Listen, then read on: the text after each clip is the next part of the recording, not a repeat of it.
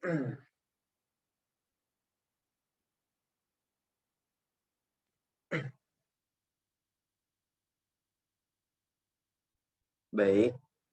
bismillahirrahmanirrahim. Assalamualaikum warahmatullahi wabarakatuh. Perkenalkan, nama saya Iqbal S. Fasilia, kelas A Ilmu Komunikasi semester 4, 2019. Pada kesempatan kali ini, saya akan menjelaskan analisis framing berita kasus suap Ketua Mahkamah Konstitusi pada koran Tempo. Sebelumnya, yang saya hormati Bapak dosen pengampu mata kuliah Opini Publik dan Propaganda, yakni Bapak Akram. Langsung saja saya masuk pada abstrak.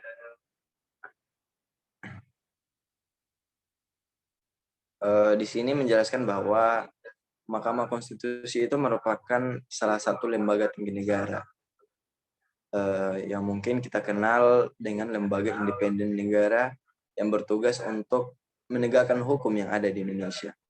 Mungkin seperti itu gambaran Mahkamah Konstitusi.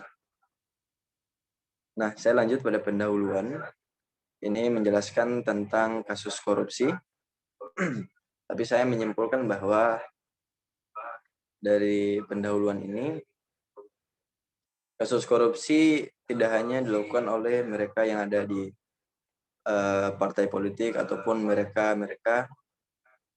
para elit politik, tetapi saja mereka yang duduk di Mahkamah Konstitusi yang merupakan lembaga tinggi negara belum tentu bersih dari kasus suap dan korupsi.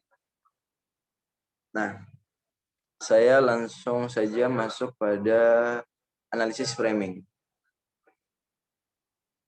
Mungkin sebelumnya teman-teman presentator sudah menjelaskan apa yang dimaksud dengan analisis framing, tetapi pada kesempatan kali ini saya lebih mengerucutkan bahwa analisis framing itu merupakan cara sebuah media membingkai sebuah berita agar supaya para pembaca itu mengetahui cara pandang media ataupun wartawan itu tersebut.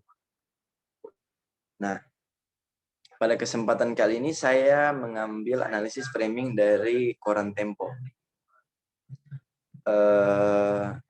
dengan menggunakan metode Robert and Edman yang mana diklasifikasikan menjadi 3 bagian. Yang pertama itu adalah pendefinisian masalah. Nah, pada kesempatan kali ini masalah yang terjadi adalah masalah kasus suap ataupun korupsi yang dilakukan oleh Ketua Mahkamah Konstitusi yang bernama seorang Akil Mokhtar. Tempo juga menyatakan bahwa seorang Akil Mokhtar merupakan orang yang bersalah di Mahkamah Konstitusi yang telah melakukan skandal suap yang besar di Indonesia. Lanjut pada sumber masalah.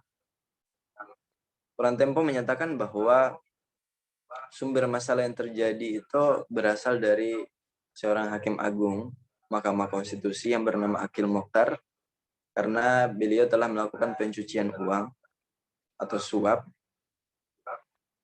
dengan dibuktikan ada sekitar 33 berita yang diterbitkan oleh koran Tempo dan 22 diantaranya menyebutkan nama Akil Mokhtar yang merupakan orang bersalah di Mahkamah Konstitusi karena telah melakukan hal-hal tersebut.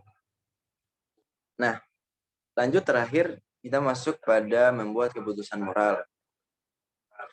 Pada kesempatan kali ini atau pada bagian ini koran Tempo menyatakan penilaian atau penilaian moral terhadap Akil Mokhtar dengan menyatakan bahwa Akil Mokhtar ini seorang hakim agung yang tidak adil, seorang hakim agung yang tidak netral karena telah melakukan kasus suap ataupun korupsi. Dan seorang Akil Mokhtar telah melakukan skandal suap yang besar yang ada di Indonesia. Dan bahkan koran Tempo menyatakan bahwa seorang Akil Mokhtar telah mencemarkan nama baik Mahkamah Konstitusi. Dari kesimpulan analisis framing ini saya mengambil beberapa hal.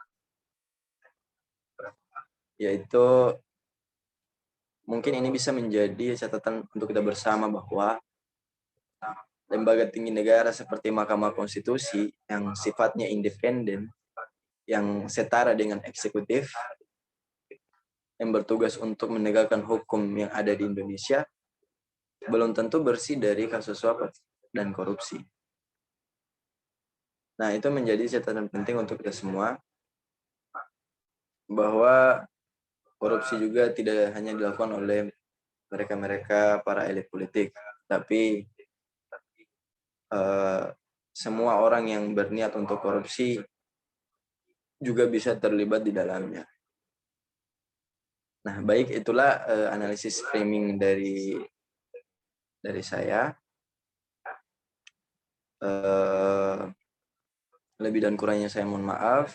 Wabillahi taufiq wal hidayah. Wassalamualaikum warahmatullahi wabarakatuh.